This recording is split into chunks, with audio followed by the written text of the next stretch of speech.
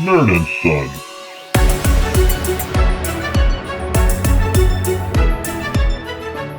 Welcome to the Nerd and Son podcast. I am Ralph. I am Nerd. I'm Connor. I'm Son. Oh. And together we make, like we said, the Nerd and Son podcast. Another good professional opening right there. Professional opening. You'd think after what? How many is this now? I think we are recording our 19th episode.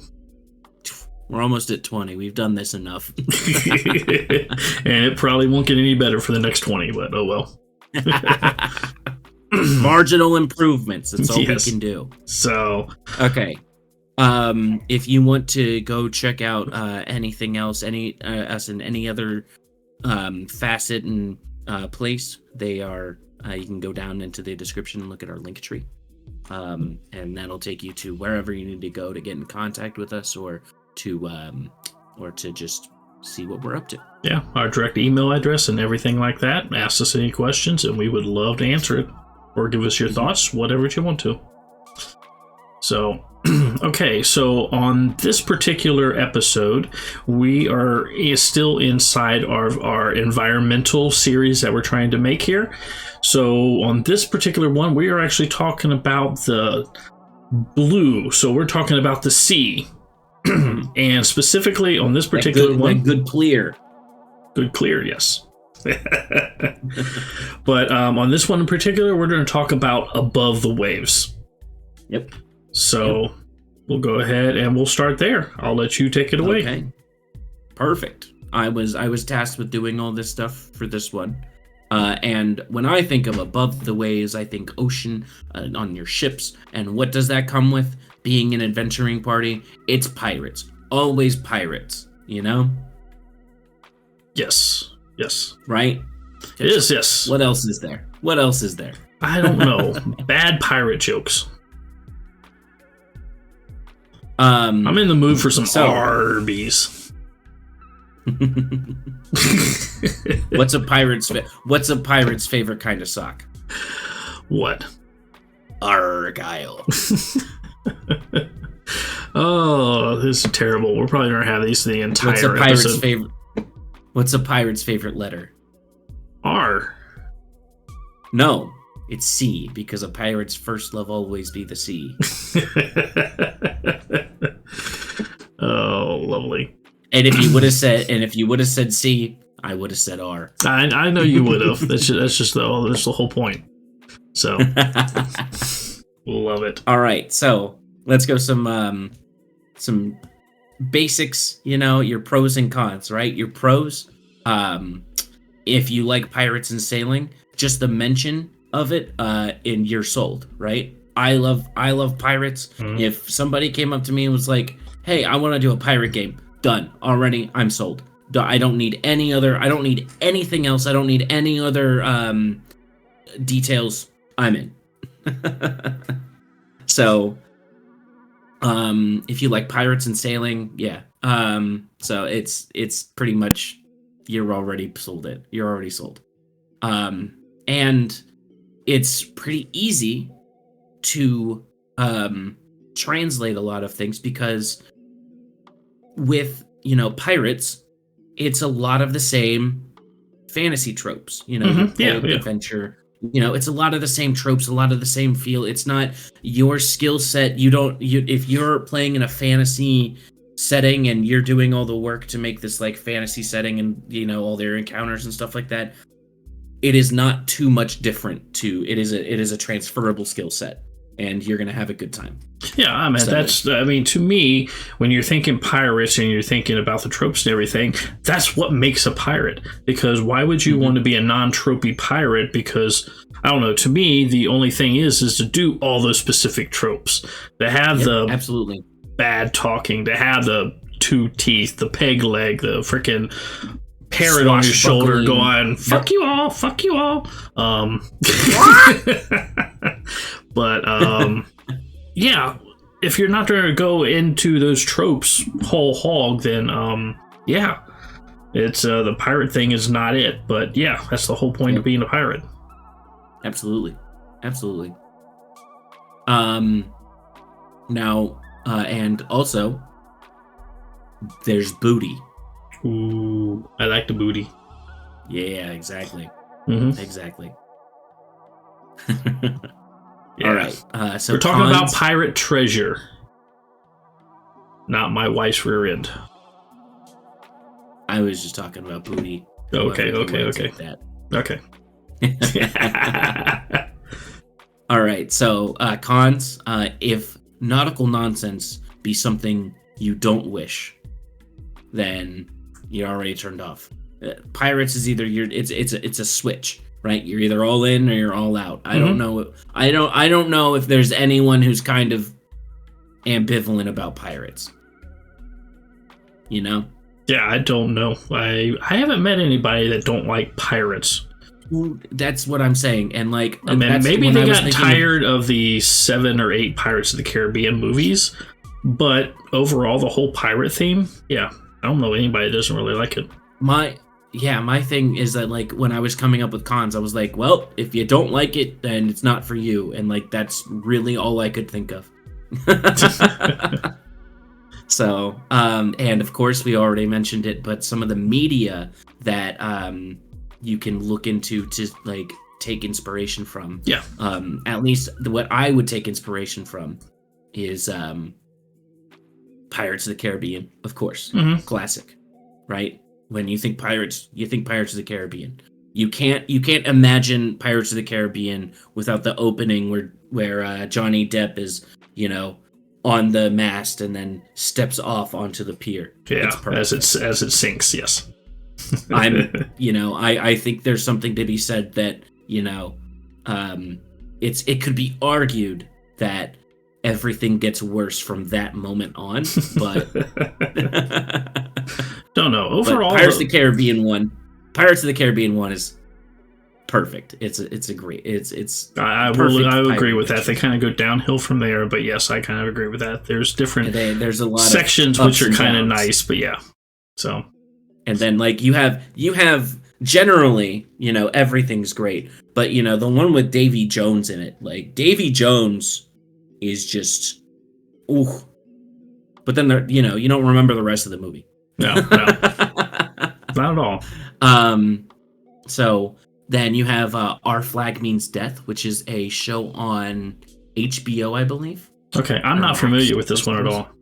Yeah. It's about a noble who leaves his place and tries to fit in with being a pirate. Like he bought a ship and everything, and he's out there trying to be a pirate. Is he going to be more of the pirate, or is he going to be more of the privateers that are actually working for the East Indian? Yeah, no, he's trying to be a pirate. Okay. It's a Taika Waititi show. Oh, okay. Then I would be interested in that just with that alone. Taika Waititi plays Blackbeard. Okay, I'm sold. Yep, there you go. I'm sold right there. I mean, he can play anything, and I'm happy and stuff like that. I mean, I was thrilled that he played Hitler.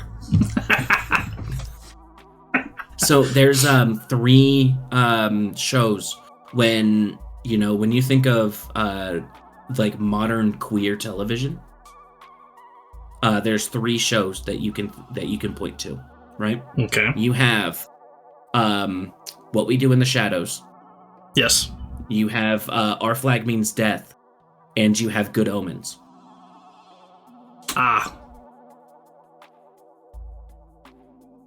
I know you said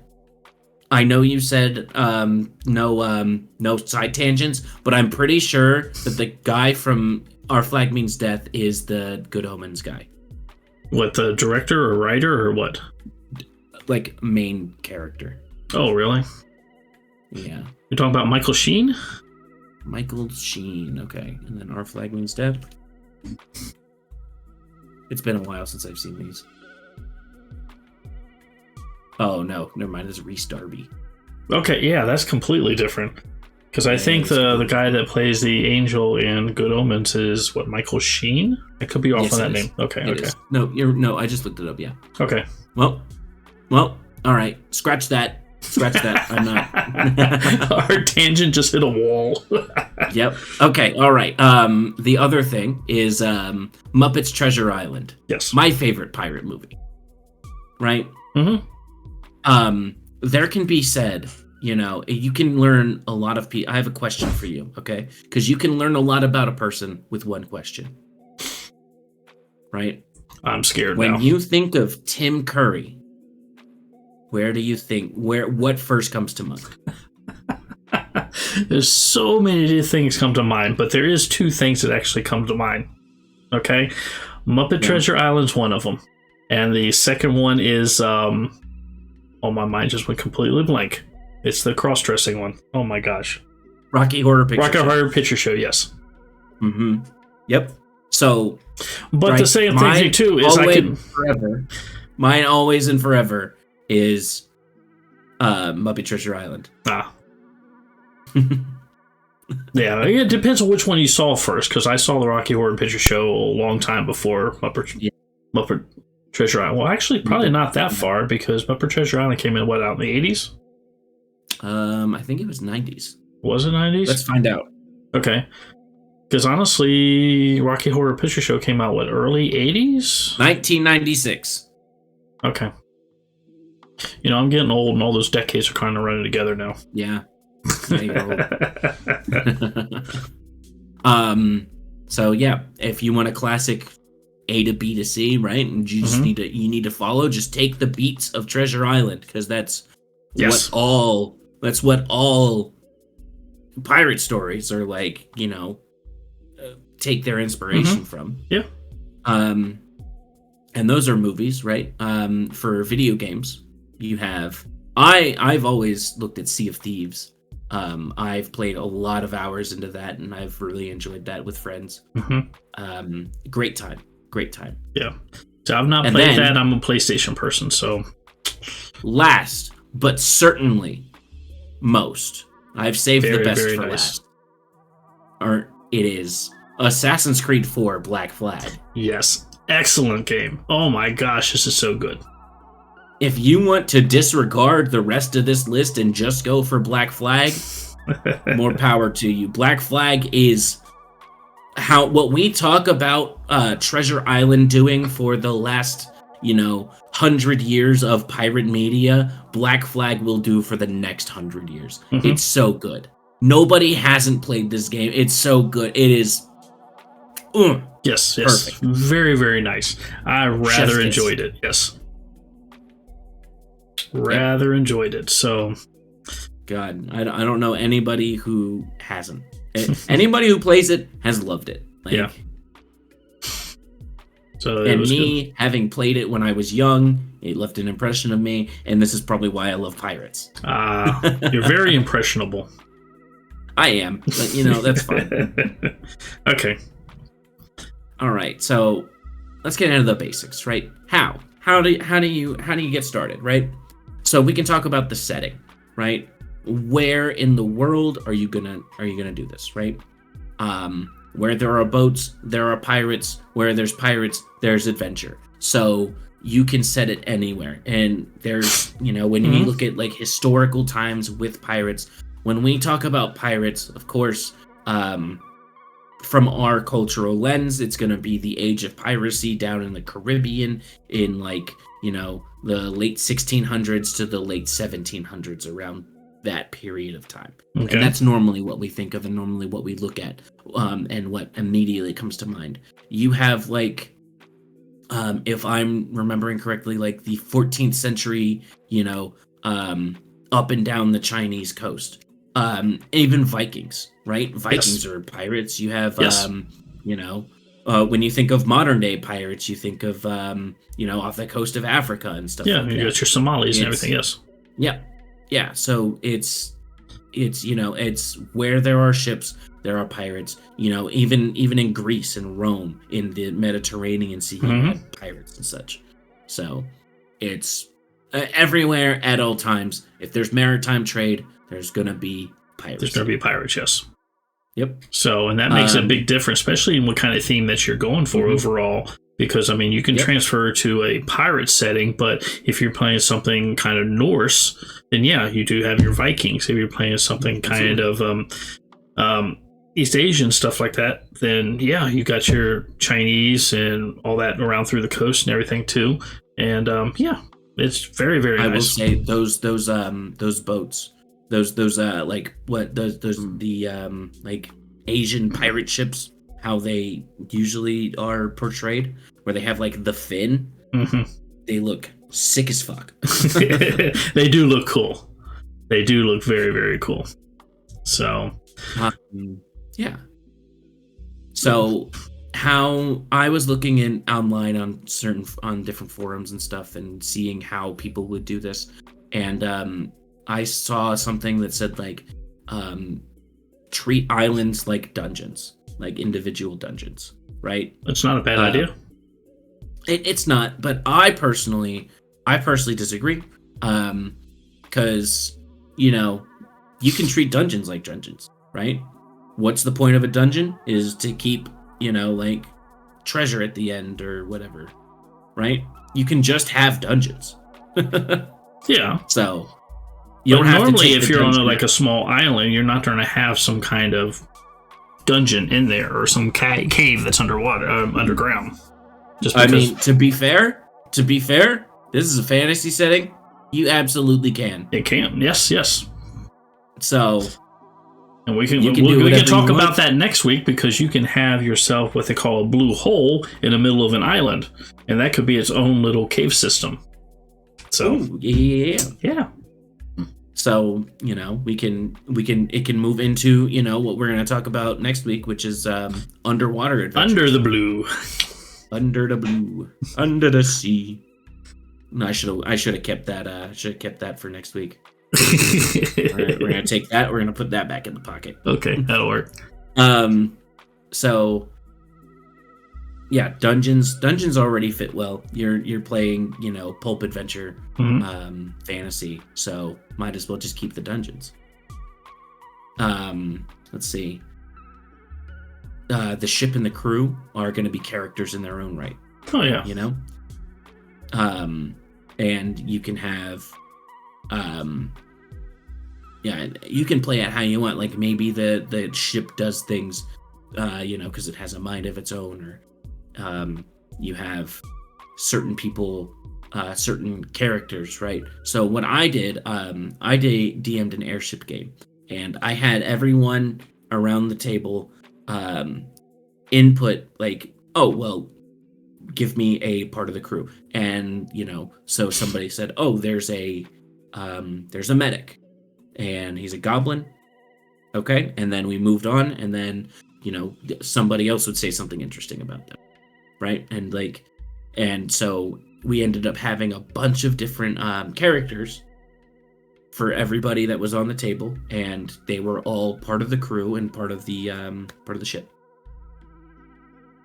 Right? Yeah, that's so cool. You could run it like that. And well, I mean, not to sidetrack, because you're talking about an airship game. Yeah, I mean, technically you're not on the water, but you're still in the air, and you can still treat it roughly about the kind of the same thing. What would you say about like Starjammer? It's the same thif you're still on a ship, you've still got it confined and have a crew, and so and you can even like maybe if there's a player death or something, you can have them play the the already established characters, something like that. Yeah, I mean, the possibilities are honestly endless. So okay, I think the biggest thing is, especially when you're doing in the different environments, is where to start, how to start, and anything else like that too. And from what you're talking about here, just want to elaborate on it, is think about all the pirate movies that you've seen, and then that gives you a place. You can start at a port, and depending on where your characters want to take it or what actually happens in the port, it sends you on to your adventure. So the sky's the limit and everything. Absolutely. So yeah, absolutely, I like it. And a question whenever you're going to play a new game is how crunchy you're going to be. or how casual you're going to play it. You know, are you counting arrows? Or are you not counting arrows? Are you counting rations or not? Right. And there's a lot of problems that being at sea will, you'll face. There's scurvy, boredom, dehydration, right? And down to just the food that you have hardtack, which is like this little like baked sheet of like bread stuff, and it's disgusting, and you end up hoping that you have bugs in it so that you have extra protein. Right? Pretty much, it's yes. Gross. So but it's real flat, and it can stack and ship easily, and it lasts for forever. Yep. So it was synonymous with the time. They always had it, and it was in the food stores because that's all they could eat. So and you have to have water on board because you could get dehydration. Right.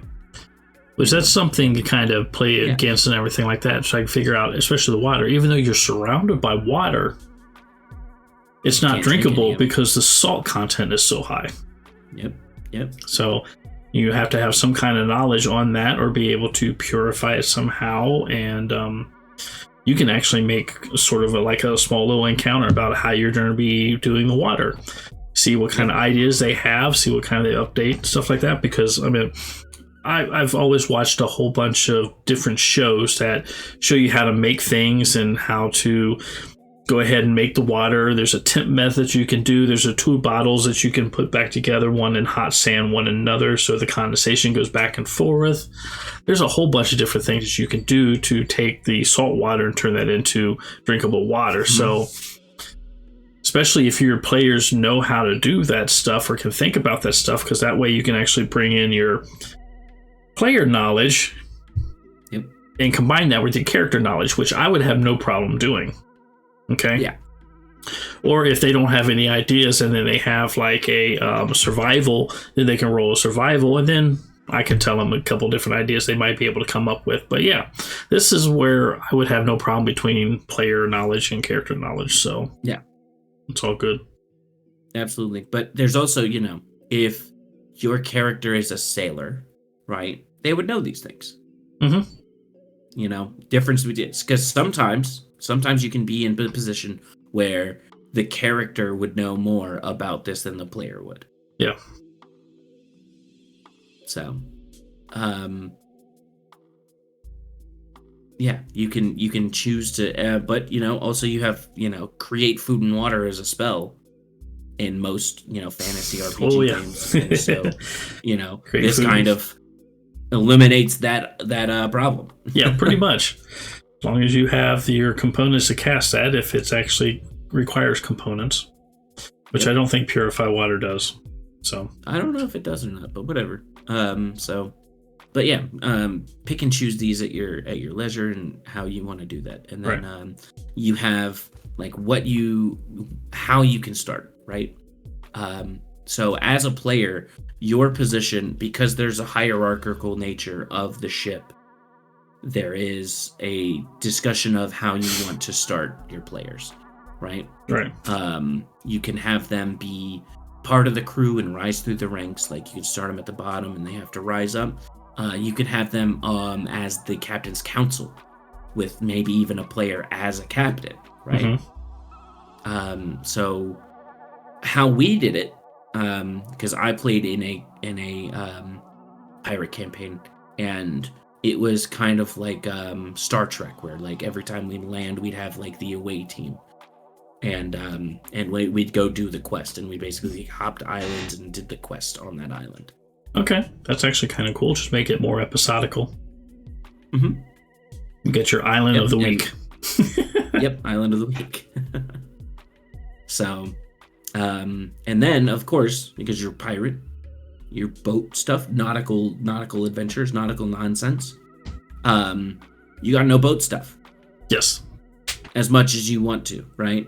Because you have your port. You have your port, which is the left of the ship, facing from the front of the ship, right? If you're facing the front of the ship, left is port. So, right? if the front of the ship is this way, and this is port, and I turn around, this is still port.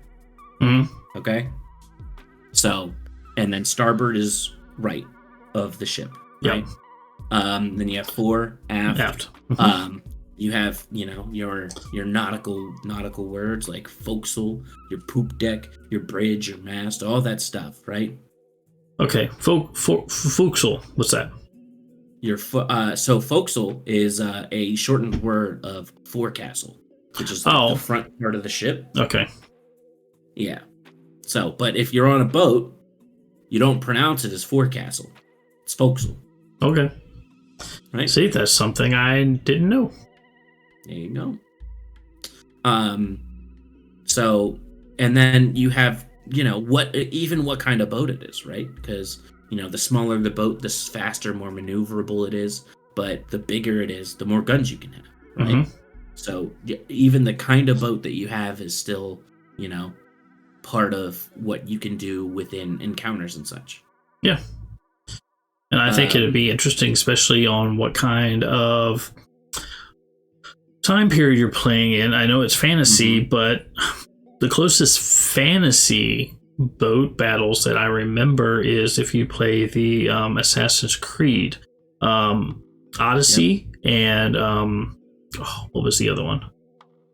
Odyssey is really the biggest one. You got the boat battles where you can fire all your flame arrows and everything like that too. So you're not just firing through it. There's magic that you can get on some of it too. Plus you can have your Greek fire. So depending on how you wanted your weapons are set up, or if you wanted more of the classical cannons. Yeah. Yeah, it's there's a lot of choice there. Yeah. And you can choose to make this goofy or not. Pirates can absolutely be played for laughs and goofs and having a good time. Mm-hmm. So, but you can pick and choose that. And back to it, you can have roles for your players, right? There's different roles that need to be filled up, and your players can be doing that.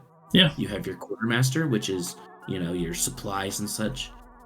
You have your boatswain, which is talking about your anchor and you're just keeping things clean and stuff. You have a gunner's mate, right? All of your guns and such. And then your helmsman, the person on the wheel. Which, if you're playing a fantasy RPG, and whoever has the helm is the captain, pretty much. Pretty much. Campaign ideas, right? You have if I ever play a pirate campaign, if I ever DM one, I'm going to steal straight from Sea of Thieves, one of my favorite quests. You get a compass, and it points the way to an island. Then you have to find where the piece of a map is hidden. Like it's you have to go find where it's and dig it up, right? And and then you go to a different island. You get a different, right? And you just go around. You collect the pieces of the map, and then the map you have to take your map to the big map of the world map, and you have to go, this island looks like this island, so you have to go to that island, right? Yeah. And then the X marks the spot on the smaller island, and you go in and you just, dig up the treasure that's there. See, following maps and everything like that's actually kind of fun, so that was actually really good. And as a callback to our previous episodes, we did 2 of them, which was Traps and Puzzles. Yep. So, and we talked about pirate maps and a whole bunch of different ways that you can make those maps in your game. So, Yep. Yeah, that's actually a real good thing. So, absolutely. Yeah. And then you have, I have here pirate lords and how to become them. You could be trying to, backstab and earn your respect up to become your own pirate lord. Yeah. Have a fleet of pirates. Mm-hmm. Yeah, and then also too, I mean, not just for pirating or anything like that, you can actually be paid passengers that end up being ransacked by pirates or stranded on an island or just taken over something happens and everything like that too. So it don't have to be a straight like I'm going to become a pirate. So absolutely, tons of different campaign ideas out there. So it just depends on how you want to set that campaign and everything up, or just that encounter or evening or couple game session. So, because if you have something that's more just land-based, dark, or whatever, and you decide to visit a port city, and say that port city is then attacked by Shahagan, there was an episode, I think it was in a book, I can't remember, it was a while back, but Shahagan actually attacked Waterdeep and ran in for blocks. It flooded part of the area and stuff like that, then came back out. So, and that's about all I can recall. It was probably in the books that I was reading in the 90s, because I was reading all those TSR books at that time, so I don't remember what that was. But yeah, just that can get you set on that. Just trying to survive, or getting somebody that was kidnapped, or finding whatever you want to. So yeah. Lots of different ideas. Yep. And then, curses. Curses can lead you on so many adventure paths. Either you like a warlock, you feed into it, or you try to run from it. Yes, it can be it can be a good character motivation. However they want to do it. Like your black spot, your classic. Yes, I was going to mention that here. I'm going to hand you this piece of paper, and you open it up, and it's just a black spot. So yes. Like Billy Bones at the beginning of Muppet Treasure Island. Exactly. So yes. Characters, it's people historically became pirates for a couple different reasons.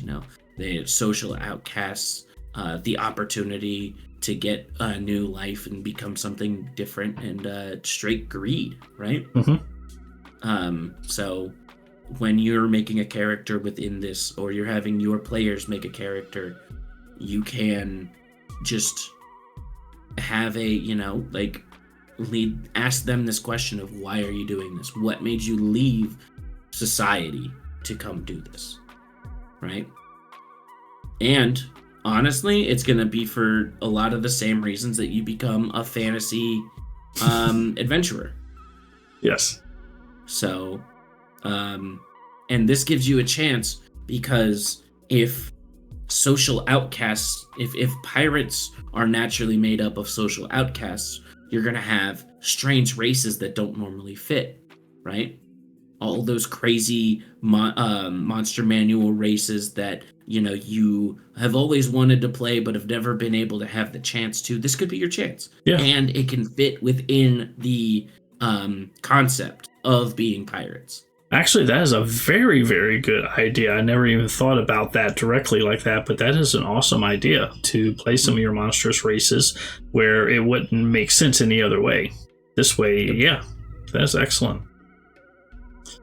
Yep. So, and then your enemies that you're gonna have coming for you, and you're gonna be sending after your players. Pirate hunters.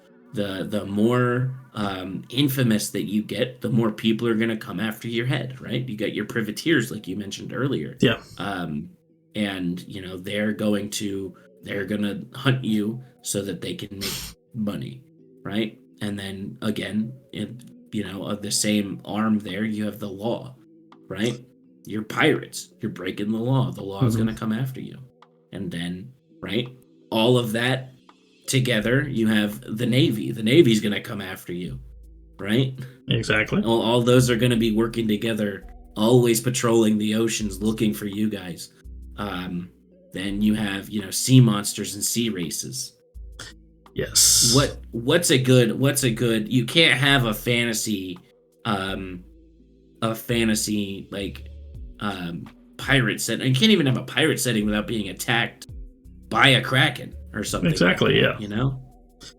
A big tentacle comes, Yep. Hell, even in fantasy, what's right outside the mines of Moria? Exactly. A big sea monster. Like, this is classic fantasy stuff. Yeah.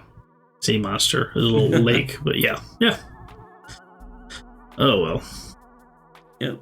Don't disturb And the then, of water. course, your sea creatures, Mhm. right?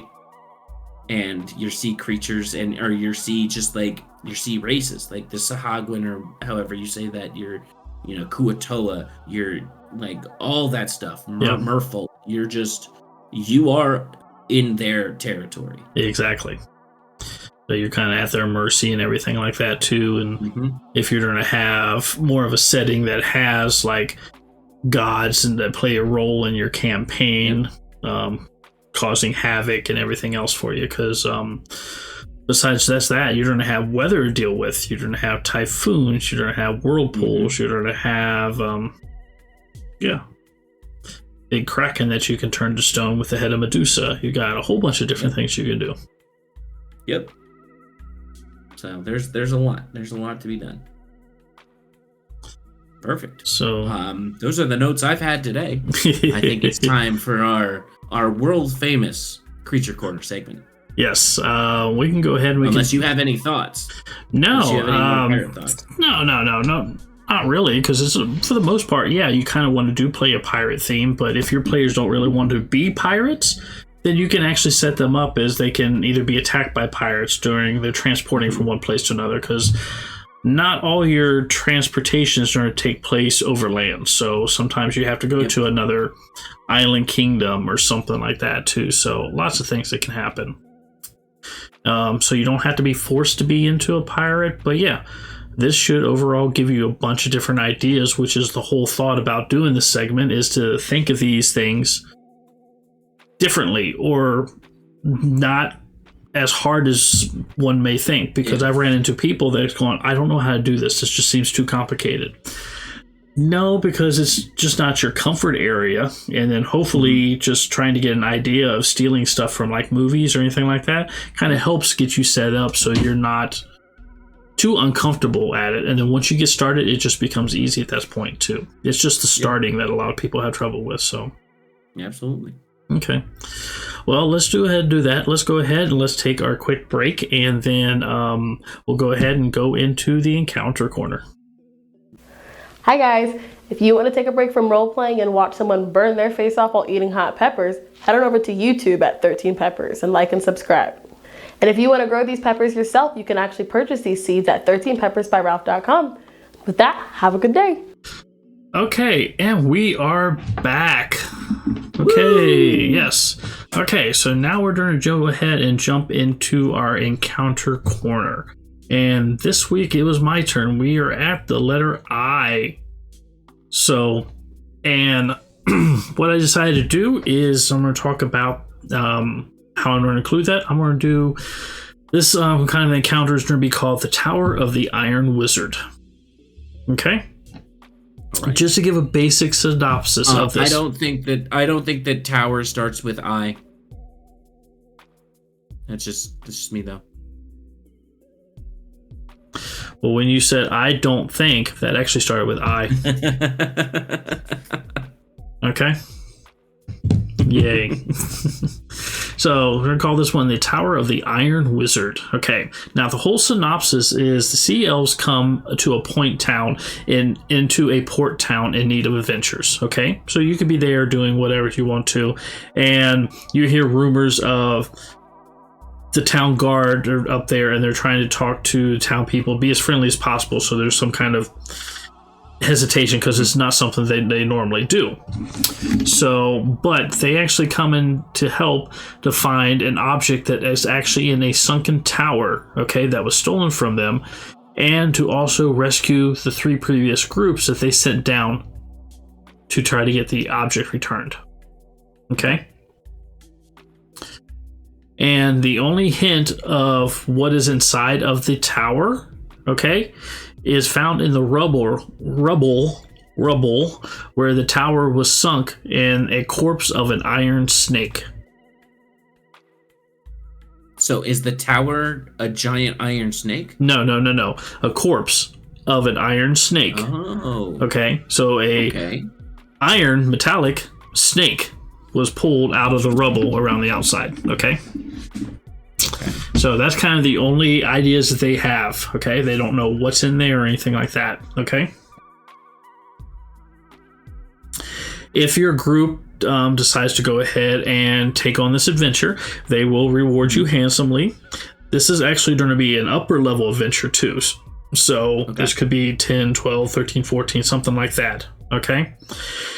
Now, kind of the history and the backstory of what's going on is a little while back, the Sea Elves and their local group, okay, befriended a wizard that was living on a small island with a single tower, okay? The wizard actually helped them with a warring Shahagan tribe that was trying to move into their territory, okay? And for the help that the wizard did for them, he was actually gifted an artifact of immense power for his help. Okay. Now, after the battle, the wizard was secretly kidnapping sea elves for experiments. Okay. This was something he was kind of doing beforehand, but was just never caught. Okay. Now, all the sea elves and everything thought he was great, and they were unaware until one of them escaped, and was found by the sea elves, and now they kind of have an idea what is actually going on. That the elves are being captured and actually being kind of worked on and manipulated and everything by the wizard itself. Okay. Now, the sea elves pissed off at this point, but they could not breach the tower to do anything. So they called upon the power of their god. And their god basically sunk the island and the tower right straight into the ocean. Now, ever since this came into the ocean, it should have been a lot simpler. Maybe everything drowned inside that, but every attempt to reclaim the artifact, has actually come up empty. So this is kind of the history and everything that's going on in the encounter. And when you are traveling with the sea elves or whatever, they'll kind of let you know these things, so you can talk to this and you can kind of grow upon what was going on and everything like that. Now, with this in the encounter, the sea elves will help you take care of all your breathing needs. And hopefully an idea of people getting worked on, plus an iron snake that they found as a corpse, kind of gives you an idea of what to maybe expect, But they take you down to where the tower sits, There's a little bit of rubble where a little bit of it's collapsed, but for the most part it's all in place. It only like 3 stories tall, so why is a problem, I don't know. So you'd actually go down there, and actually as you're exploring the tower, those 3 levels really don't hold anything of value. But you will include different creatures that have like the iron prefix. So you got your iron cobras, you got your iron snakes, different little iron creatures. You could have your soul iron golem or a couple, depending on the power level of your party. And also too, kind of do that. But the basement levels underneath is where all the experiments were going on. The holding cages for the sea elves, his laboratory where he's doing stuff, plus the majority of the creatures that actually protect it and that he's created. Some of them have gotten out that are wild that he had kind of caged up. Others were actually working with his will. And some of them are half mechanicalized sea elves. That the sea elves are at this point no better than zombies. But their mechanical parts and stuff like that does make it a little bit harder, and they cause more damage, attacking, protecting, killing, everything like that. The players can actually come across more of the sea elves that was captured, to help rescue them, or they can actually help the party itself try to overcome the wizard. So, but yeah, it's still here. And then also with this underground layer, depending on the way it was swallowed up by the ocean, you can still have different rooms, chambers, and whatnot, still be fully breathable air, pockets of air, and everything else inside there. So it could be, depending on how you want to design it, it could be like really rough and crumbly, like, I mean, it just swallowed and now it's just ruins. Or it can be, for the most part, very much intact. And you can actually say that the wizard was able to maintain this whole place and keep it intact as it sunk underneath the sea. Okay. Cool. Now, so you kind of got the different ideas and different creatures and everything that way. Now, the trick is on this too, depending on the party and how you want to design it. The artifact that was given to the wizard, it needs to have some kind of relevance to either the party that they might know about or in the game level and things, because I like kind of tying all this kind of stuff together. Yeah. So you have to kind of know your team, and if you got an upper level team, you might actually know that. And what they're going to do is why it's so hard to defeat is this wizard actually uses the artifact in his arsenal to fight everybody. Okay. So hopefully talking with the sea elves and everything like that, you get an idea of what the actual artifact is and see if there is any things that can help defeat it, or the artifact doesn't work good against, or something like that. Okay, that could kind of help with the battle. So it all depends on discovery at that point during the conversation and the role playing back and forth between the sea elves, the DM, and the players. Okay, but the wizard itself is going to be a very, very tough battle. Okay, because you want to max rank him to be very, very tough against the players. I mean, it's not going to be a simple, ooh, I'm going to throw a knife stab on the back, he's dead. No, it ain't going to be that easy. And besides that, he's going to have his creatures that's going to be able to help him attack. And since he's used to being attacked by the sea elves, his defenses are already going to be up. He's not going to be surprised. So with all that going on, that's kind of what the whole encounter and everything is that you can have for an evening or 2 evenings of play. Just to do something different as kind of a one-off. The other thing is with that too is now if you do survive this and you do that, now you're friends with sea elves. Okay? Yep. You could possibly get that artifact given to you guys. Okay? Or enemies, depending on what happens. Exactly. So there's some game ramifications and campaign expansions that you can do on top of this encounter. So it really depends on what you really want to do with this and how you want to go. So, because it's not hard to actually draw up some basic maps. Fighting the creatures, especially like iron golems and stuff like that, those are not the easiest things in the world. Yeah. And depending on how you want to do that too. Plus, this being underwater, the rule sets kind of changes a little bit. So you have to actually play that either be a hindrance to you or helpful, depending on what you are. Because the other thing is too, in these rooms that are actually completely sunken in water, your combat now is 3D. You're 3-dimensional all over the place. Yep. Absolutely. So that for the first time is not really the easiest to do. Okay, but there's different ways of actually playing that to get their height on there and stuff like that. And I don't know if you recall, I should have pulled some out. I didn't think until about now, but I do have these round cylinders, okay, that the figures can actually sit on. And there's like a little rubber band that I can roll up and down, and they're all marked by 10-foot sections of how tall it is or how high they are. So you can actually have a flat square map. You can have these placed around, and then you know the height of all your players and everything. Yeah. So that kind of makes it more a 3-dimensional map on those two. So because those are things I got for characters who can fly and different things like that in other campaigns. So, and they kind of work just as well. So, but yeah, that really has some challenges in and of itself, because underwater play, if it's not something you're normally used to doing, fire doesn't work. You got a fire mage, you're screwed. Okay, but if you got somebody who can manipulate water and everything, oh man, they're just max powered up at that particular point. So yeah, and then if you have like lightning, that's a little too powerful. Right. So everything kind of plays a whole lot differently.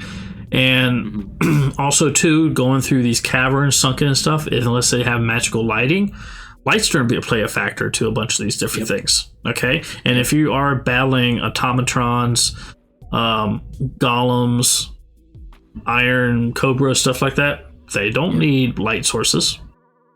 Yep.